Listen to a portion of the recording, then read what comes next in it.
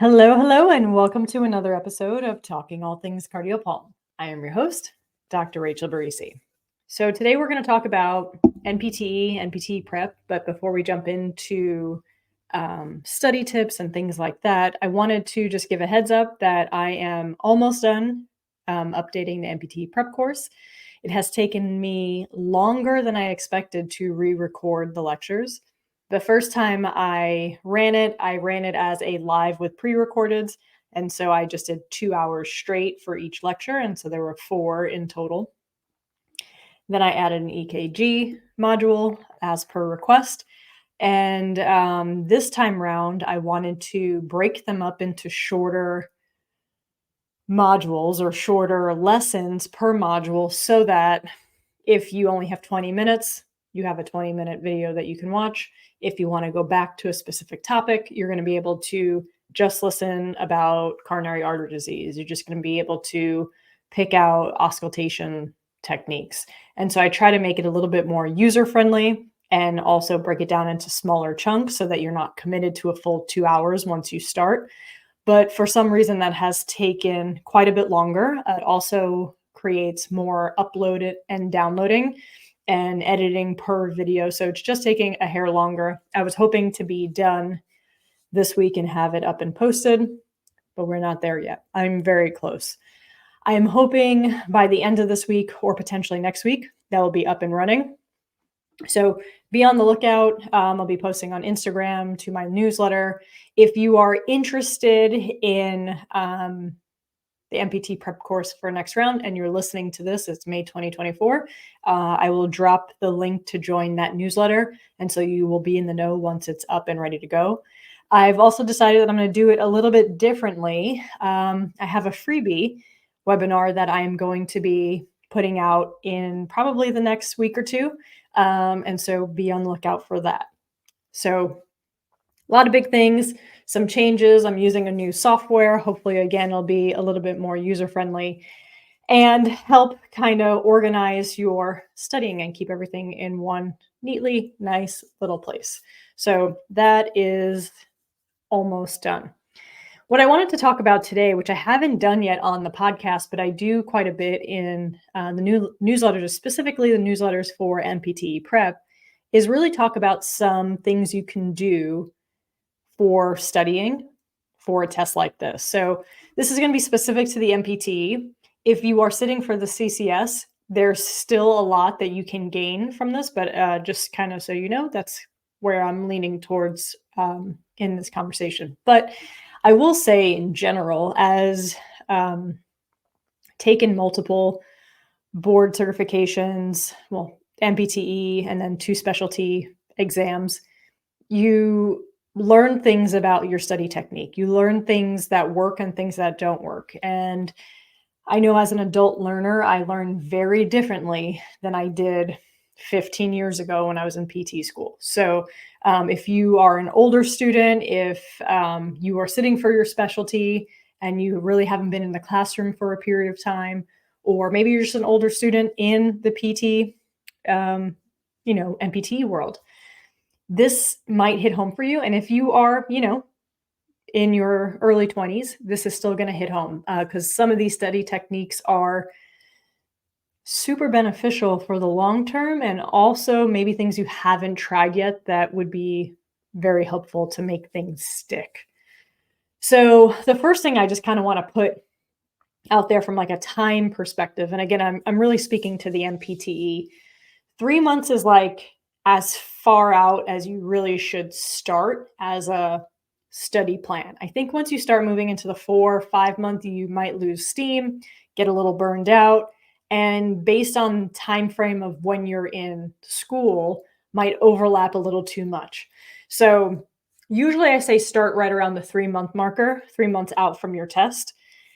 And 2 months is like the latest that you should go, and also full steam ahead. I feel like that first month you're kind of getting into the groove.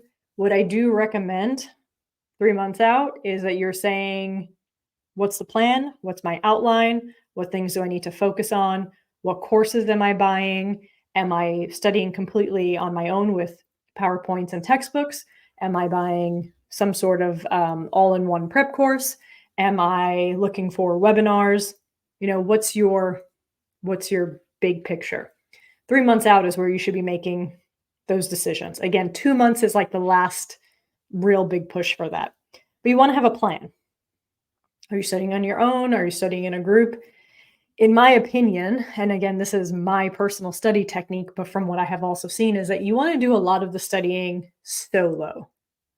Group studying can be very beneficial and can be very helpful, especially pulling bigger concepts together and things like that. But you need to be able to sit and synthesize and take things in and make sure that you're getting the information that you need. I think group studying can be great, especially after maybe all participants have studied the same topic from similar resources, and then you can get together and bounce ideas off of each other, quiz each other, help things make sense in maybe a different way. I think that works really nicely. But I don't think you will be super efficient if you do group studying every single day in prep for the NPTE. If you have not taken a PEAT exam or a practice test, because there are lots of different types, do that first. You should have that, like a newer one, before you really sit down and pull out your outline. You want to see what areas you are strong in, and you also want to know what areas you are weaker in. I think it's important to offload strengths and weaknesses throughout your study technique. If you just go hard into weaknesses and you're just studying weakness after weakness, you're going to burn out. So you really need to kind of play with what topics you're going to be leading with, and then also make sure that you're interspersing a topic that you feel really comfortable with. Some people say, don't worry about your strengths. I say, absolutely not. You want to definitely maximize the things that you're good at, because if you know you're good in this area, you're going to feel strong in that area. You're going to really come into test questions with confidence, and you want to keep building that confidence, because that confidence is going to have a trickle down effect with other questions as well. But I think you need to kind of on the gas, off the gas, where you're maybe hitting a weak topic, then a strong topic, a weak topic, and a strong topic. I think that works really nicely with kind of keeping pace with your study time, and also not getting frustrated and, feeling behind. So make sure you're interspersing some of those strength areas into. Make an outline. If you're not using a prep course that gives you an outline, after you take your PEAT exam, sit down, think about what big subject areas you have, and plan out your weeks. Think about what topics you want to hit, and just make a nice big general plan and timeline. You can reverse engineer it, work your way back, however you want to do it. But I think it's super important that you're creating an outline and also considering what you have going on in your life in that moment. So the first question is, are you in school? Like, are you actively still taking classes? Are you actively in clinic? Are you working full time if you're out of class? Are you home, like done with class, not really working? You have ample time available. It's possible to study efficiently in all three of these areas. I just would have different like goals on your day. So if you're still in class, you really have to prioritize the class that you're in and the time that you're in class, right? So let's say you have an 8-hour day where you're physically sitting in a classroom. That's not a day that you're going to plan to study for 4 hours. It's just too much. And you want to kind of overlap your topics then. If you're in a class with a specific subject, let's just call it Cardiopulm. You're in Cardiopulm. Very unlikely that that's in your last semester, but just an example. And you're taking, let's say, Cardiopulm, acute care, and you have a spine class. Those are your three subject matters. When you're studying for the NPTE while you're in class, You should be hitting those topics. Those classes are prepping you for the NPTE as well. So just consolidate those subject items and don't try to bring something completely different in. It's just too much. Okay. If you are done with school and let's say you're working, and let's say you're working full time, then you need to know what that schedule is. You need to also understand your ability to study at different times of the day. If you work 8 to 4, can you take a rest or go to the gym or, do something not work related and then sit down for a strong 2 hours before something else, right? So you have to figure out where that works for you. If maybe you have like a 10 to 6 shift, that, 7 to 9 would be a great area to study in. So there's no like magic number. It has to work for you. Set you up for success. If all of the worlds could align in perfection and your schedule is perfectly set, what I would recommend is figure out what time of day you perform best. So you've been in PT school or PTA school, and you know that if I have a test at 8 a.m., I'm golden. Or if I have a test at 8 a.m., I'm on the struggle bus and I just never do as well.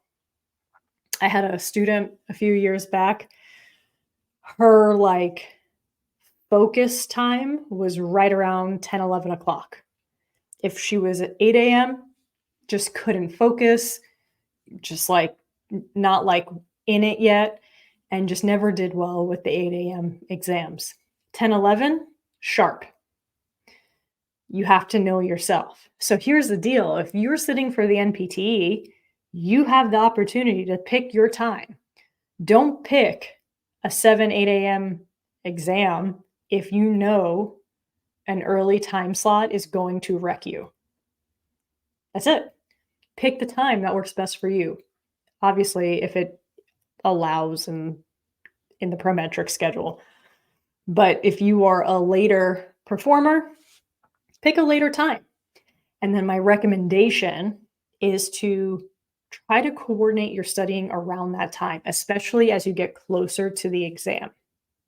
So if your exam's at 8 a.m., you should be studying between like 8 and 11, 8 and 10, 8 to 10, 7 to 10, right? Like in that time block. Because number one, you have consistency. Number two, you're prepping your body. You're prepping your nervous system. You're building a habit. And then when you get to exam day, you're just going with the regular routine. You're not doing something new on a very important day. So if you have the ability, try to make the chunk of your studying time around the time that you're going to take the exam. I understand that that's not real life all the time. And if you're working and you work from 8 to 4, you just physically can't do that. If you don't work every single day, and let's say you have one day of the week off, that should be the time that you study. If you work Monday to Friday, then Saturday and Sunday, you should be practicing studying between, that time chunk again. So keep that in mind. That's actually a super helpful way to build a habit and to prep your body for the exam.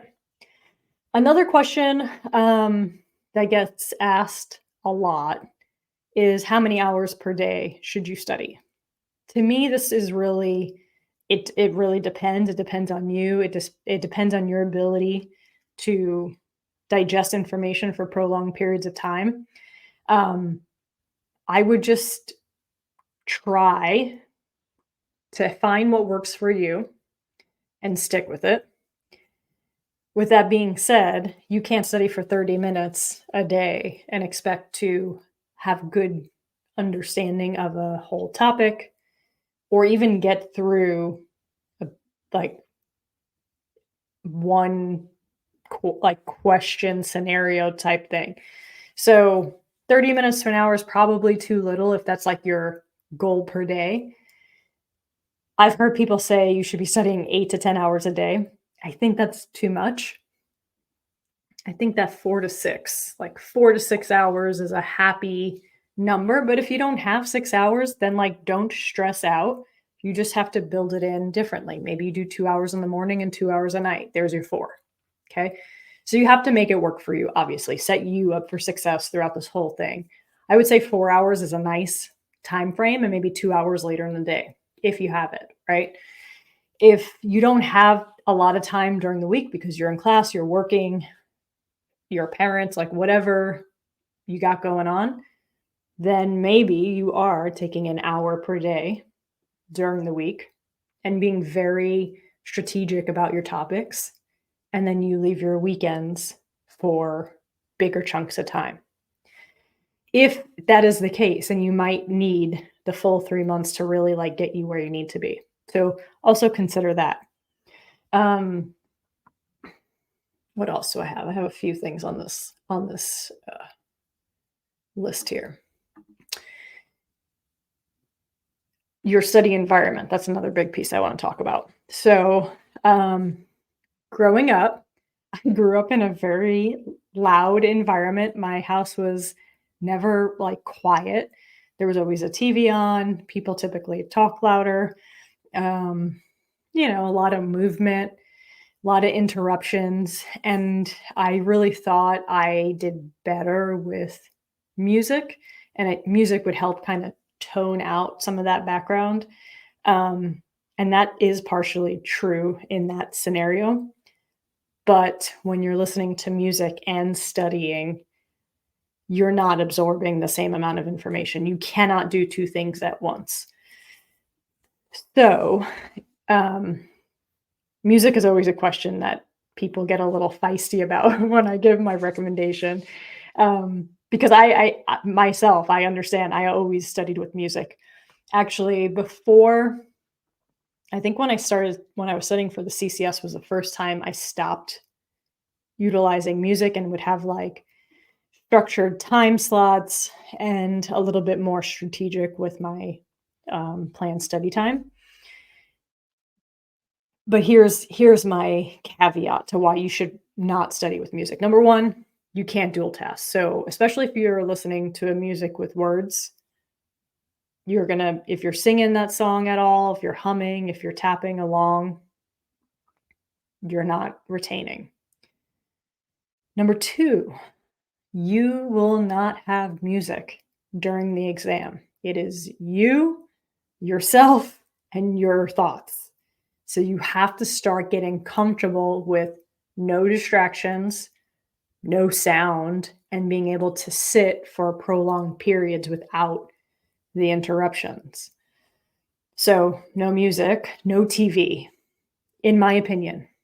You feel free to, do how you've been doing, but if you're having a hard time with a topic, try turning off all the noise. Just, literally. Let's talk about headphones. So I never knew this until I went to a Prometric site that you could, in theory, wear headphones during your exam to, turn off the ambient type sounds. Like, I can't remember which exam it was. I had someone with, like, a clicker pen or clicker something or, like, tapping the whole exam, right? Like 4 hours of clicking, tapping. And if you're one of those people that can fixate on sounds, you might not be able to focus. So if you are planning on wearing headphones during your exam, I recommend that you study with headphones on. At minimum, wear them while you're taking practice exams. Give it a try. Um, Note cards, writing, quizlets, right? You've been doing this stuff for 3 years, 2.5 years, 2 years. You have your study techniques. Don't try to change everything just for this because that change might be too much. But also know that you cannot cram the night before a test like this. It just does not work. So let's talk about, like, writing, highlighting, that whole thing. So I'm going to tell you my faults and what I have learned as an adult learner and then as an academic. I actually learned a lot teaching about study techniques. And then it's nice now to be able to potentially use it in the future. It's also what I use now when I'm trying to prep for a lecture, if I have to get a large amount of stuff done in a prolonged period of time. I used to listen to music all the time when I was working. If I was reading, drafting a lecture, all that, the music is never on anymore. Unless I'm doing something like drawing that has nothing to do with retaining information. Okay. What I used to do with studying, number one, it would take me forever, but it was my technique. I would rewrite all my notes. I would rewrite lectures. I would just like outline, from here to there. Like I'm reading this and I'm outlining here. So if you're reading a chapter and you're outlining, that's okay. But if you're just rewriting your PowerPoints or rewriting your lectures, just like literally copycat kind of thing, because that helps you retain, it's not enough. What happens when you're doing that is you're rewriting and it looks familiar, or rereading, right? Like I reread my notes, I reread the PowerPoint, I highlight, right? I'm highlighting all of the words. My whole PowerPoint is highlighted. When you're doing that, it looks familiar because you have maybe written it down 10 times or you have reread it 10 times. It looks familiar. The way you know that you're retaining is if you can regurgitate it without looking. And so that is actually called white paper testing. And this is something I have taught all of my students, something that I do now, and I will be doing when I retake my certification exams. When you're rewriting and you're just looking and rewriting, it looks familiar. It sounds familiar. Your brain recognizes it, but does it remember it? So you check yourself by putting those notes away and thinking about all of the things in that topic that you remember. So I recommend doing small chunks. PAD, just an example. Put it away, literally take out a white paper. I do recommend handwriting versus typing, although typing is helpful. There is a brain-hand connection. Think about all the things that you need to know about PAD, how it's diagnosed, its pathophysiologic process, signs and symptoms, what makes it better, why do you care as a PT? Write out as much as you remember. Then you check yourself. How much did you get right? What did you miss? What did you mix up? Next topic. So white paper testing is the way to go when you're trying to learn new information, memorize information, and just make sure that you understand the topic. This is actually where group studying comes in. If you're able to teach somebody else the material accurately, you know it. And the one way that you check before you do that is you white paper test it. Can you explain it? Can you write it out? That means you're retaining the information. Okay. Quizlets or flashcards, also super helpful, but they take a lot of time. So, two things. One, you started creating flashcards, Quizlets during your PT program. You're light years ahead. You're going to use those to study, especially memorization points. Maybe you sift out some of the detail that you don't need, and then you just make piles of cards. I'm old school. I like an old index, a big index card, like the giant ones, not the tiny little guys. And I'm putting a topic with the most important information. So PAD on the front, diagnosis, pathophys, signs and symptoms, why do you care on the back? Now you're doing 2 for 1, right? You're doing the writing, but then you have an ability to check yourself. When you're using flashcards or Quizlets, you're probably like, of course, obviously. But if it's not, of course, obviously, listen up. When you're doing flashcards, you shouldn't read the flashcard, turn it over, and then read the back. flashcard, read the thing in the front, turn it over, read the back. That is not the point of flashcards. Flashcards is similar to white paper testing. I see a word, I can regurgitate information about that word before you check yourself and read the back. And then when you check yourself, you put it in piles. Nailed it, needs work, right? And then you keep repeating. I love flashcards. I have made literally flashcards for every test I've ever taken. I have given flashcards for other people to study said tests, like later on in years. Helpful. For me, the writing it out gives a lot of connection. So if you have that, like, I need to write it, that would be your best time spent versus just putting it on a whole piece of paper. The reason is when you have like 10 topics on a whole piece of paper outside of white paper testing, and then you are using that paper to study, which is something I used to do, you're rereading this information. And by the 10th time that you've reread it, it looks familiar, but it doesn't mean that you know it. So it's too much in one chunk to, to memorize. Memorization points, definitions, you put that on flashcards. You're having a really hard time with a flashcard, move back to white paper testing. Check yourself. Okay. Have somebody else question you. And this is actually another great way to use your groups to check yourself. Sometimes you can use family members, but it really depends on their ability to read the medical jargon. I remember like my first semester in PT school, we were going somewhere and I asked my mom to do flashcards with me. And I was just, mom knows a lot of things, but pronouncing this long, gigantic word, by the time you get through it, it's not what it's meant to do, right? So this is another great way to utilize your group sessions. I'm going to give you one more tip. Exams, practice exams, questions.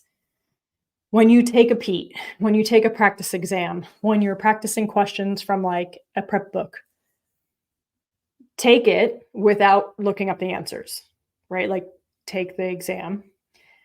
And then when you're going back through to check yourself, you're going to use those questions to pull out more information. So in one of the webinars that I run for NPTE prep, I give questions and then I break it down into white paper tests because one question will likely hit at least 10 topics. And so you're hitting a whole bunch of different topics without being in like a sequential order. So you start retaining it better. And it also allows you to see and pull out wrong answers. So when you take a question, there might be something like, I'll stick to PAD. There might be something about the person's age and gender, which likely correlate to the diagnosis. There might be a diagnostic test or finding in the case. There might be signs and symptoms in the case. And so basically you have just pulled a whole diagnosis, like picture. And then the question or the answer choices will have one best answer that will fit it. And then maybe some maybe answers, which, or completely wrong. And so you'd be able to pull those out. So let's just say, for example, a question was asking you,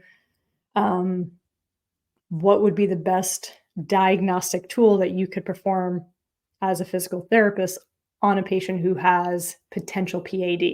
Or maybe they give you the characteristic skin description or their signs and symptoms, and it's asking you for your best diagnostic test. ABI would be the best choice, right? Because ABI would be diagnostic for PAD if that's where it was pulling you. But what if it did like, I don't know, it gave you 3 other test options that have nothing to do with PAD? EKG, echo, maybe, I was going to give one that's also a PAD test, maybe like Homan's or Hoffman's, right? Like something that just is not PAD related, but you have to know what each of those tests are. So now you've pulled 4 tests that you have pulled out of that test question. So hopefully that made sense. You have a test question, you have four answer choices, And then those 4 answer choices are pieces of information that you need to know to help rule in or out that question. So even if it has nothing to do with that question, can you identify it? And can you say that has nothing to do with that question? So I've used that technique a lot as I've gotten into my older learning, especially as I'm getting closer to exam date. And you're just able to hit so many topics and check yourself with those topics. So that's another great tool. So just want to recap, prepping for the NPTE 3 months out is like big picture, best case scenario. In those early stages, you're creating an outline, you're making a plan, you're purchasing whatever webinars, books, exams that you're going to purchase. You're going to make sure that you pick a test time and date, depending on day of the week, that works best for you and your schedule. And then when you're breaking down your subjects, you're intermixing strengths and weaknesses so that you're not burning yourself out on weaknesses.